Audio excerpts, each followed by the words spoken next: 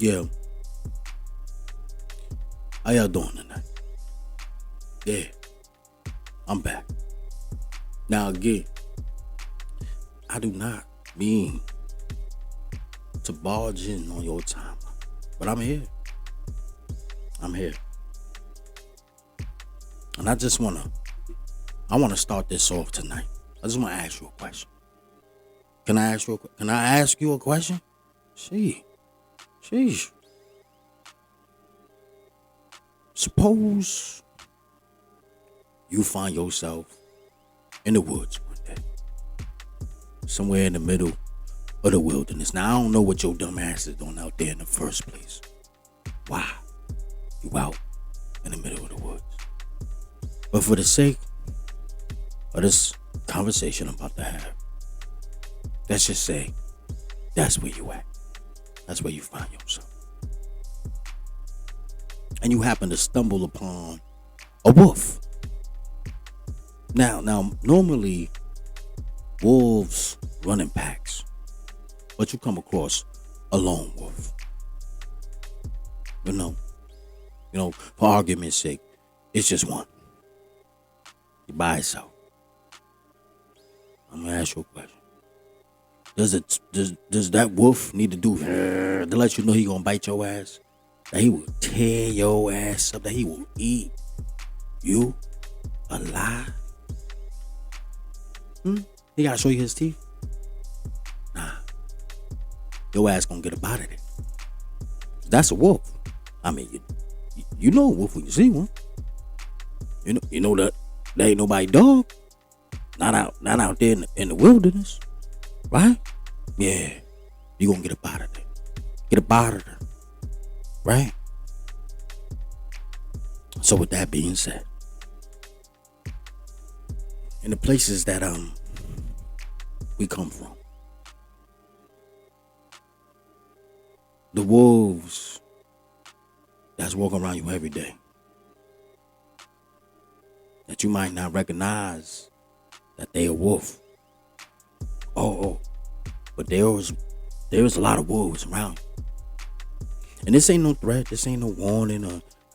This is not because I had a bad day. Somebody said, no. I just want you to be aware of what you're around and who you're around, and that you need to stop playing. Stop. Just stop. For real. Yeah. Stop it. Cut it out. Sometimes just because a person comes off as humble, quiet, they're avoiding every situation. They're the ones who quick to say, I apologize. Even though it was you who started the stuff in the first place. You started all that nonsense. You was picking on them. They quick to apologize to you because they just don't want to have to show you what them teeth do.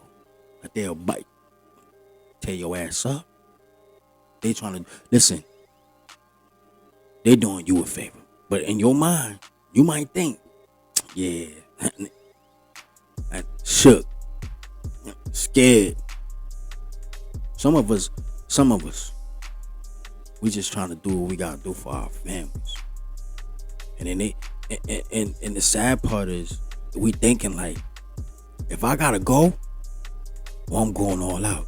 You don't know if that next thing you say or do might be them making that decision right then and there. And again, this is not me trying to make any idle threats. I just want you people to be aware. All you people, everybody, be aware that everybody going through something, man. Everybody, not just you. My mom used to always say that misery loves company. There's a lot of people out here who that's all they know how to do is bring their misery with them. They go around poking and prodding, antagonizing other people. And they get, I can't believe you just said that. But I can't believe you just did that. Well, what about what you just said or what you just did? What you've been saying for the last month? Or what you've been doing for the last 2 months? We just gonna overlook the fact that this reaction is because of the actions that you have done prior to tonight or today or this afternoon. I'm gonna tell y'all a story. Yep. Gotta tell you a story because it gotta make sense to you. Gotta make sense. So I was incarcerated. I don't know if you know, those of you who aren't aware of that, there was a time I was locked up. Yeah, they put me in jail. Nah, I gotta be honest, I put myself there. Anywho, so I met a gentleman, real cool kid, quiet, reserved, stay to himself, really cool. Like how he moved, you know. We got cool, you know. Talking about home life, things we wanted to do when we got out. We spoke about our futures and all of that. One day, the past came up. Now, it is definitely a part of prison culture to not really pry. You don't really just come out and be like, yo, what you in here for? You know, it's just, it happens, but it's kind of like frowned upon. I mean, once it's understood that you're around, you know, some solid people, you know, certain things just don't come up. But like I said, me and this guy, we got real. This is my guy. You know, I speak to him to this day. He been home for about 2 years. Just had a daughter. Congratulations too, bro. But we got into the past. And I don't know why, but I came out right out and said, hey man, yo bro, what you in here for, bro? Cause yeah, he had been down for about 20 something years and I just couldn't. Good dude, always loyal, always there. If I didn't have it, he had it for me. Like, it was a really good dude. So I just was like, damn, like, it's a good guy, man. Like, damn, 20 years, like, you know. But everybody got a pass, right? Maybe he was out there wilding. Maybe he was out there just bugging out. I don't know. I had to know how somebody so cool now could be serving all this time for something they did way back. People change. So he goes on to tell me about his case. You know, yeah. He's like, basically, we had this dude from his projects. It was coming up. He was just starting to feel the wind beneath his wings. He's out there juxing and robbing and getting money and, you know, he's basically making a name for himself around the way. And he's just, you know, they knew each other from school, and he said this kid was always in something, always starting with somebody. But he did his best to stay out the way. He was doing his little ones and twos here and there, but not too much to be on the radar, to get no attention. But for some reason, somehow, some way, he caught the attention of this would-be bully. So much, in fact, that every now and then the kid would start playing games with him. And he would, you know, he'll be coming out of a store. And this kid would pop out of nowhere like, I almost got you. You know, at first it was just games, jokes. I almost got you. But he playing with a real, you know, he backing out real situations, playing. You know, he basically giving my boy PTSD. He just traumatizing him. And now, again, I'm not one to listen to his story because, again, this is his side of the story. But we're going to get to that. He said it got so bad that it changed from the games to real life situations. One day the kid actually took his chain from him. Yeah. took it too far. You know? But that wasn't enough. Now every time the kid see him, he flicking at him. Flick, flick. And again, he telling me, I don't know what I did to this man. Couldn't have been about no girls. It wasn't about no money, because the kid was getting more money than supposedly. For whatever reason. And I'm just like, damn, this is a very awkward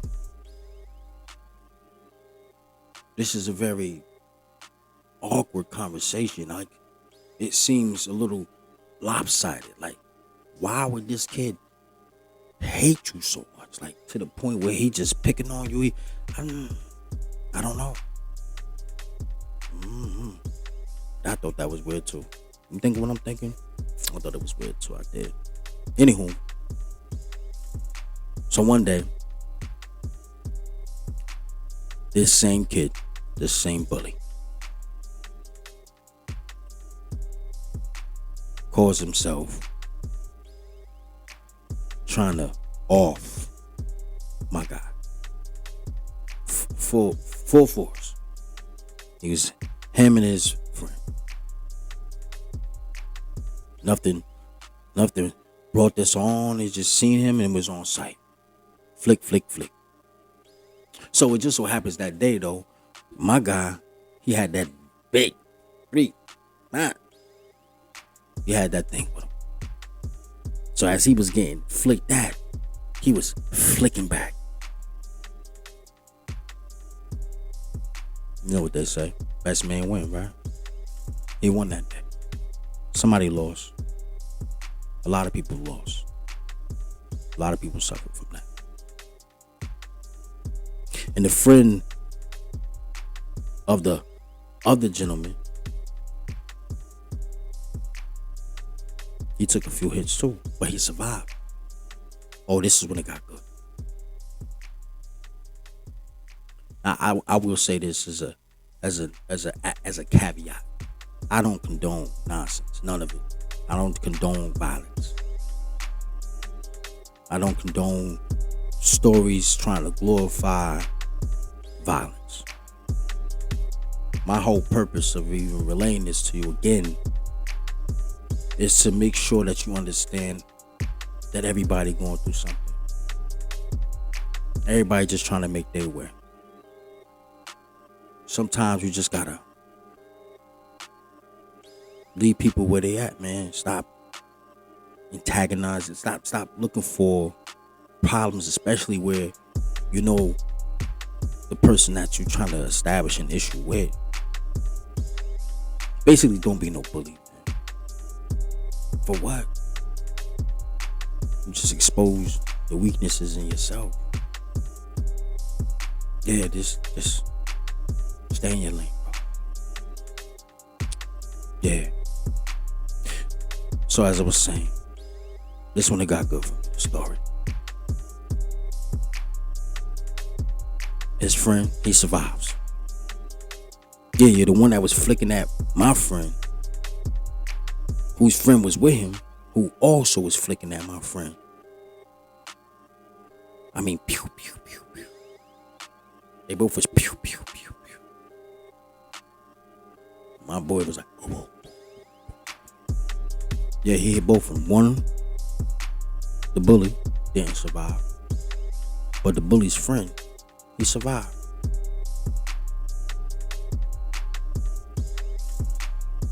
He went to the police station, told on him. Came to court, testified, cried during the trial. He cried. This is the story. But just to make it more real for me, because he looking at me how I'm looking at him, like, yo, this sounds really weird. Like, did this really? He pulled out the paperwork, showed me the transcript, he showed me the trial minutes. He cried. Yo, yeah, he cried. Yeah, you cried. Yeah, you did that. You cried. Talking about some. I don't know why he did this. He didn't have to do me like that. He didn't have to do my friend like that. But in the same trial, he admitted that his friend used to pick on my friend. And he didn't know why. Nobody knew why. And it cost him his life. So now my boy serving 25. Because this dude over here playing. And then when it all fell down, the friend of the bully who wanted to be a part of something, he gonna go to court, tell like he was the victim. You know how that story go. Yeah. Had your mom on the news out here talking about my baby ain't never did nothing to nobody. He was a good kid. Who you talking about, Tyrone? You talking about Tyrone that just came home from jail for robbing the bank? Did he shoot 3 niggas? And I heard that nigga be ordering DoorDash and then putting on the app that he never got his delivery so he can get his refund. That Tyrone? Yeah, you right. He ain't never did nothing to nobody. Yeah, I don't lie. I ain't gonna keep bringing this into Tyrone, but Tyrone out here wilding. And so is you. If you keep playing with niggas' feelings, you out here going out of your way to get in the way. Fucking with niggas who trying to stay out the way. And it ain't gonna work for you, bro. It's just not. Again, I call that the pull the pin syndrome. Yeah. It's all good. It's all good when you can be the one picking on people, bothering people, doing nonsense, doing shit you know not to be doing, bro, but you're doing it. For what? Are you upset with yourself? So everybody why do we all have to suffer because you feeling some type of way about your life? Just go get your shit, nigga. Nah, but you want to pull the pin. You want to pull the pin, go around pulling pins and getting mad when that shit blow up in your face. Now you want to play the victim. I don't know why this nigga did this. I don't know why you keep playing. Stop playing. Oh, it's dangerous out here. It's dangerous. This here is a message to all you young brothers, all you young sisters. I really mean this shit from the bottom of my heart, man. Cause I really care. This ain't just me trying to be funny. I really be wanting to reach somebody. If I could get one person to really like take heed to what I'm saying, man, I'll be happy, man. Stop playing, man. Whatever it is you dealing with, deal with that shit. Don't make us all suffer. Cause you keep playing. And again, this is not me trying to come off dark. This ain't no threat. You know, this is a warning. Stop playing with your life. Stop playing with other people. Finding ways to get under people's skin. This shit doesn't pertain to just men. It's a lot of women out here hating because she doing better, or she look better, her butt better, she better, everything better, and you mad. And so instead of just sitting back and just complimenting, hey sis, I see you. Nah, you gotta hate everything about her. You get mad when she get close enough to breathe the same air you breathing. Like, bitch, wasn't enough air over there for you? God damn, you had to come over here and breathe this shit too? Nonsense. It's hate. You got hate in your heart for whatever reason. it ain't got nothing to do with nobody else outside of you. It's you. Work on that shit, bro. And don't play victim. If you keep playing, don't play the victim. When shorty wild on your shit, that day that she had enough of you playing around at her job because you got a better position than her, you writing her up. You know what you be doing? You know what you doing. You writing her up for nonsense. She came back from her break 3 minutes late. You want to write her up. Nobody say nothing to you when you don't even come back from your break, shorty. You even fell asleep in the car. But it's all right. What's good for the goose is good for the gander.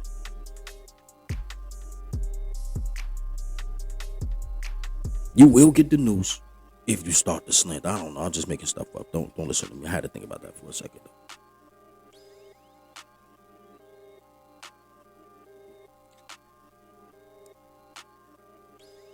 More of the story.